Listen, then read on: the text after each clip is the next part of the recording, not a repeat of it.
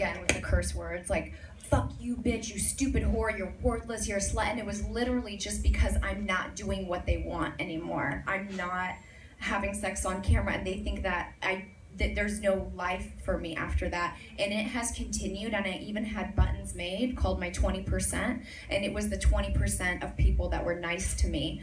And now it's completely the opposite. It's more than 80% that are nice to me, and I think, yeah, and Periscope really changed that. And Kyle, if you have a one on Periscope, because you talked to one experience at SeaWorld, but what about on Periscope? Yeah, it transfers over. I mean, every social media platform has a lot of bullying with it. Probably YouTube is the worst in my experience. But we were talking earlier that, I don't know for everyone here, but when you started on Periscope, especially if you were super early on, wasn't it 100% positive? Yeah. And I always talked about that. I go, why is everyone so nice here? Like, this isn't real life. Yeah. And slowly that is changing. Mm-hmm. And it's a red flag. It may be inevitable. And when we're up here talking about, oh, this is a problem for us, it is. It's definitely a problem for us. But here's where I really urge everybody, and what I preach on my platform is, do not think about how this is affecting you, because all of us are adults, okay? We know it's going to happen, and we're going to be smart about it, and we're going to be safe about it. But there is a 13-year-old girl in Kansas City who is watching how you're going to respond to these people. If you make it a big deal, when it happens to her, not if, it's going to happen to her, okay? She's alive and she's on the internet. When it happens to her, she will make it a big deal. And if you not make it a deal or handle it, then she will have the tool to handle it, or she'll say, you know what, this isn't a big deal. When the Nicole Arbor video came out, one of my followers, who's a trans woman, tweeted me that video. Distraught. This is terrible. I'm crying. I don't know what to do. I watched half the video. I turned it off and I said, you know what? People are going to do that. I'm not going to waste my time looking at it. And she said, oh, that's right. That's right. I don't have to waste my time doing that. But if we say, yeah, why would Nicole Arbor do that? She's terrible. You're fueling the fire. Be the example. My friend was having a meltdown the other day, and I go, if you had a kid right now, is this how you'd be acting? And they go, no. And I go, well, then act like your son or daughter is watching you and behave that way, because there is somebody's son or daughter watching you. I don't know if my mic's on. Yeah, okay. When I first jumped on, I had an experience with somebody saying something in it was something, you know, of course, you know, derogatory and sexual, and actually it was a scope I was talking about sex. And, you know, so, you know, it's appropriate to talk about sexual things, but it was done in an abusive way. And so I said, is that really a question, or are you just, you know, showing hate? And he actually, it seemed like it was a male, because it was a male name, and he quieted down for a moment. It was interesting. He stayed in the scope and listened, and then actually revealed he was from a Middle Eastern country, and that they're not allowed to talk about sex. And he stayed and actually learned something and thanked me at the end. So, and I wouldn't say that's always how you should handle it, because, you know, but that was an example of that sometimes you can be an example in your scope. Just, you know, is that a question? I was talking to Dr. Zahn about that. She's a sex scientist. We were scoping last night, and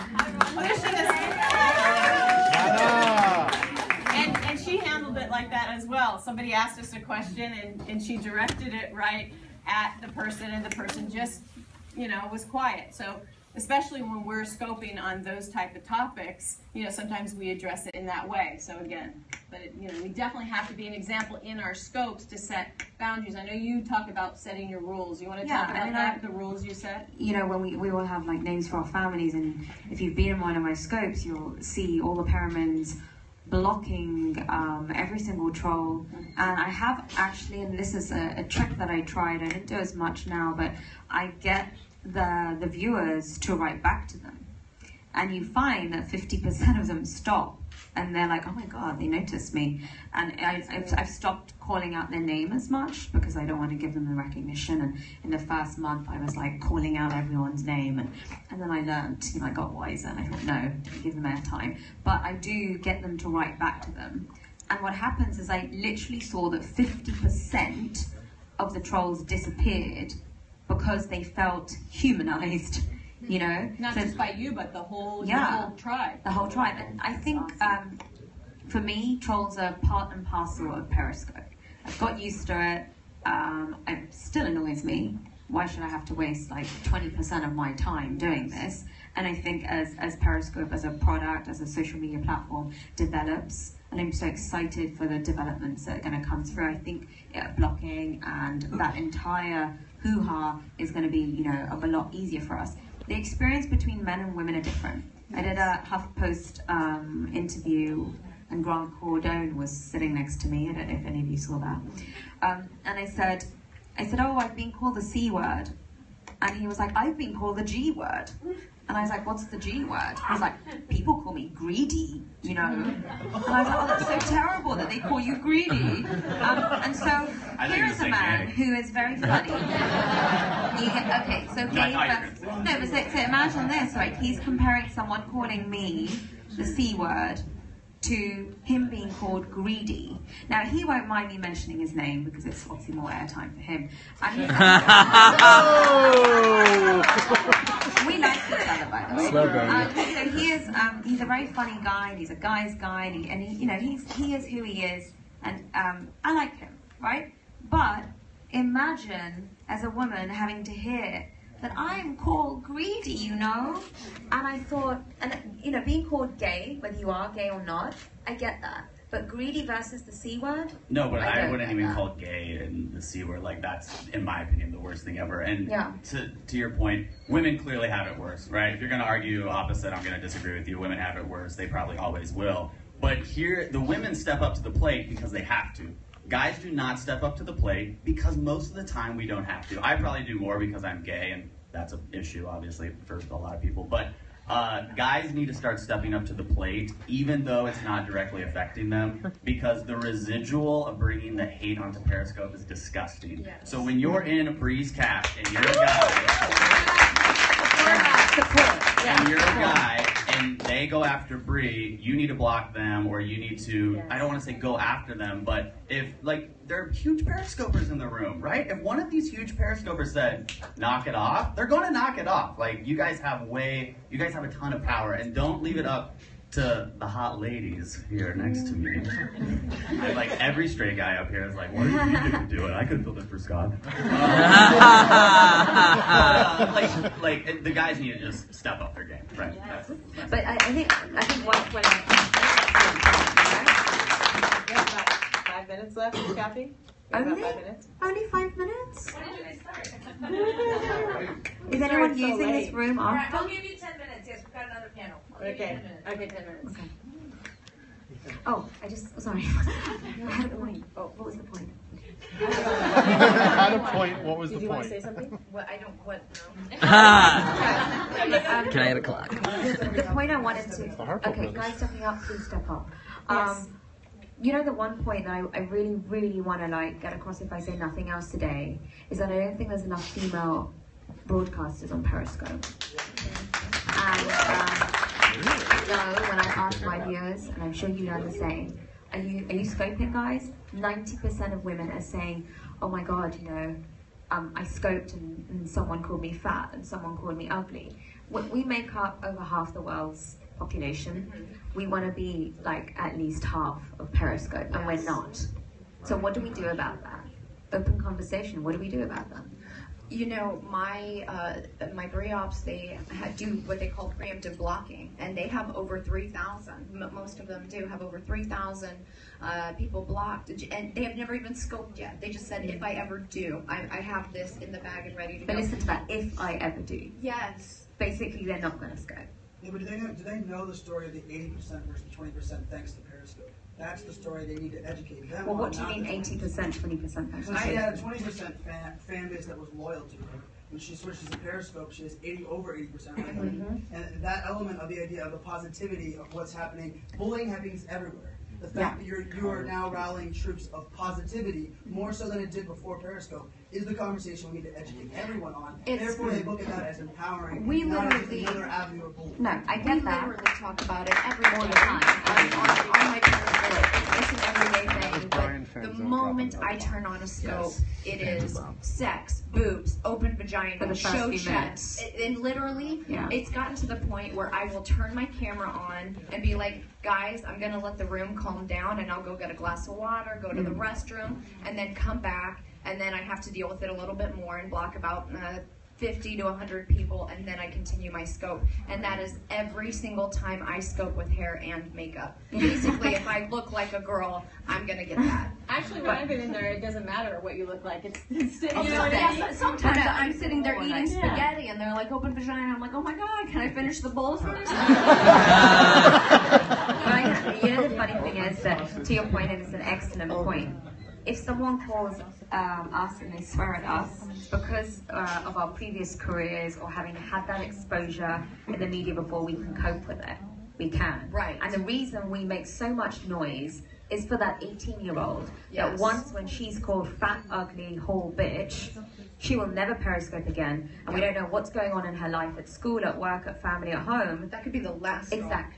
Exactly, and that is what I'm worried about. I really am worried about the other women, not myself. Right. So we need to support each other and getting broadcasters, like you said, women broadcasters on here to work on self-esteem and confidence and support each other and get these women that are afraid, because like you said, a lot of women are afraid because they see it happening in other people's scopes. But we've And I also think- got a lot of people, Yeah. we got a lot of women to start scoping as Completely. well. There's a Well, lot. we've made, I know with the Bree Ops and the Pyramids, we've made our female female viewers get desensitized to the C word, the S word, the B word. I mean, imagine that 3-4 months ago, that even the C word was like, it made me cringe, and now I'm like, oh, C word.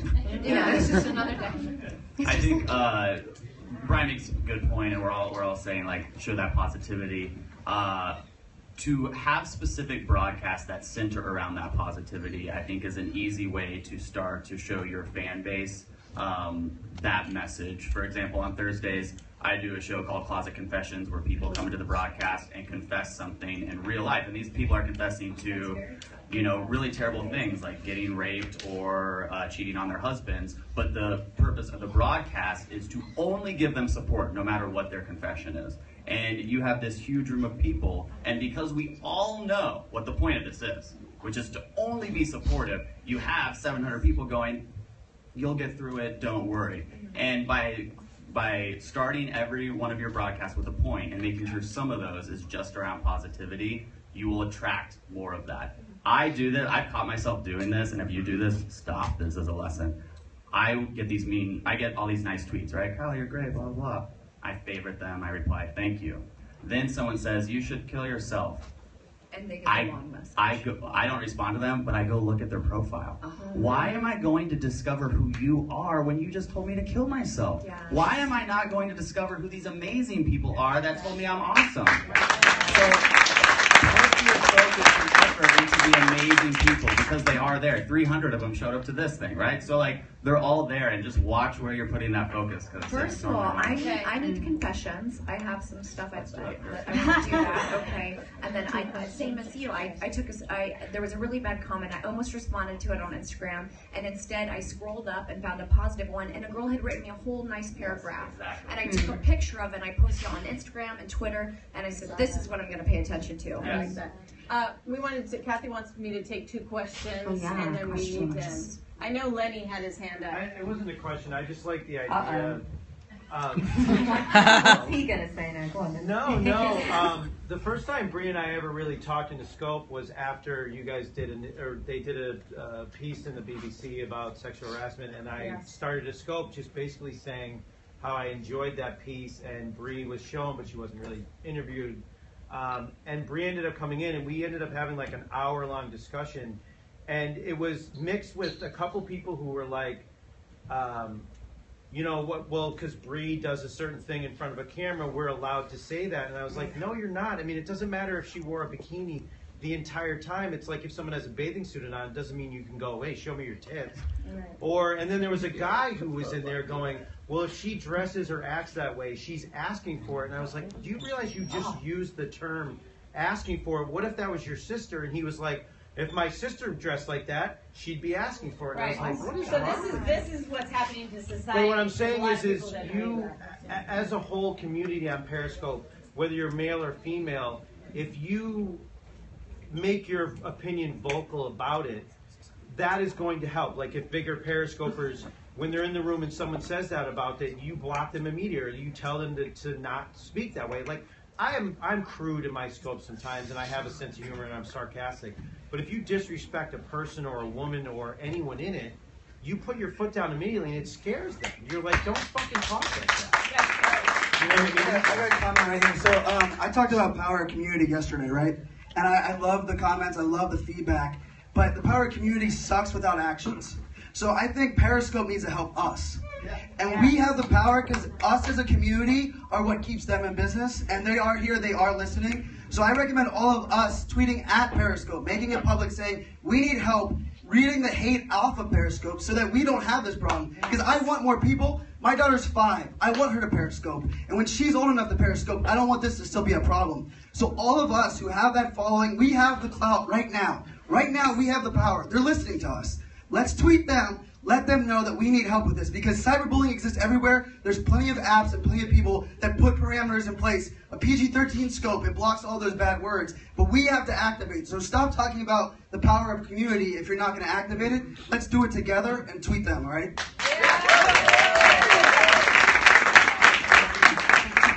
Run for president. CEO Twitter. Okay. So, thank you so much.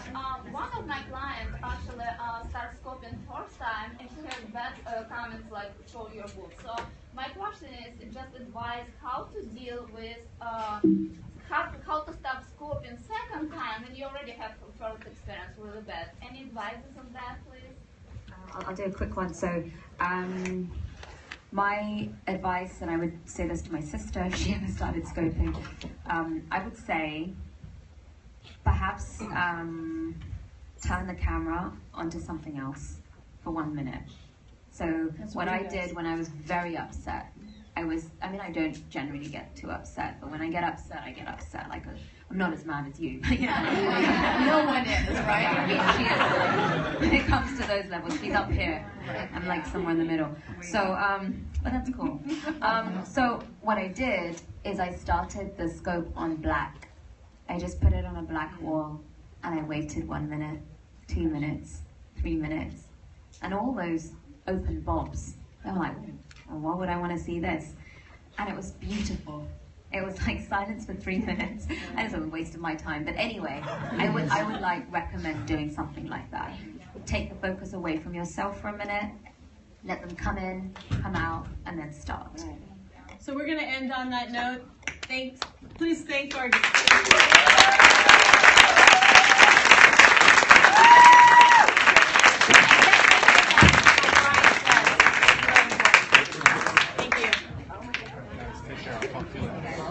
Hey guys, before you leave, we've got Jeff Jones from Sapos, and he's got an announcement he wants to make that's going to benefit everyone that came to the conference. So, Jeff.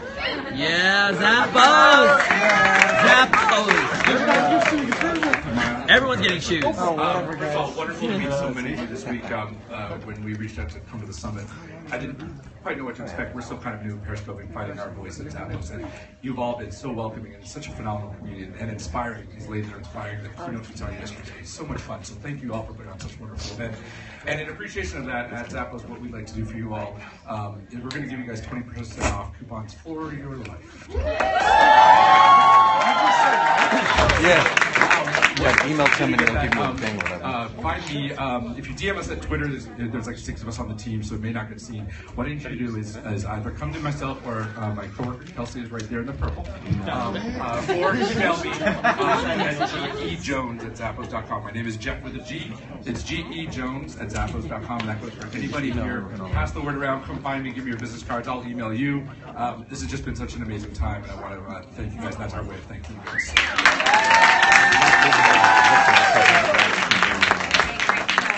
Okay, we're going to start with the showcasing your talent panel. So I'll leave it here with Mini Jen.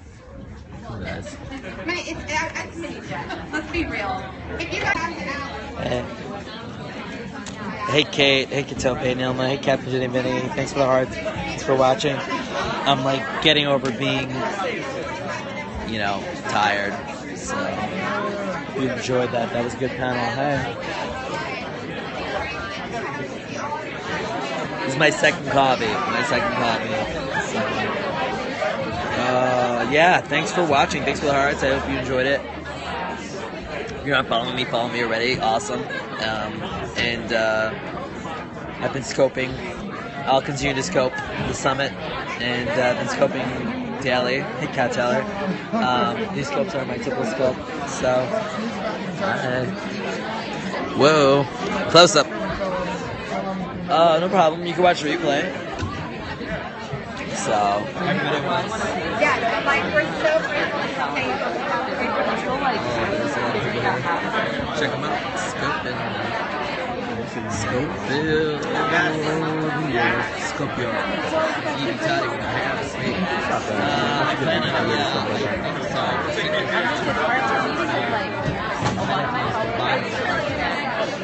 craziness. You want to board me.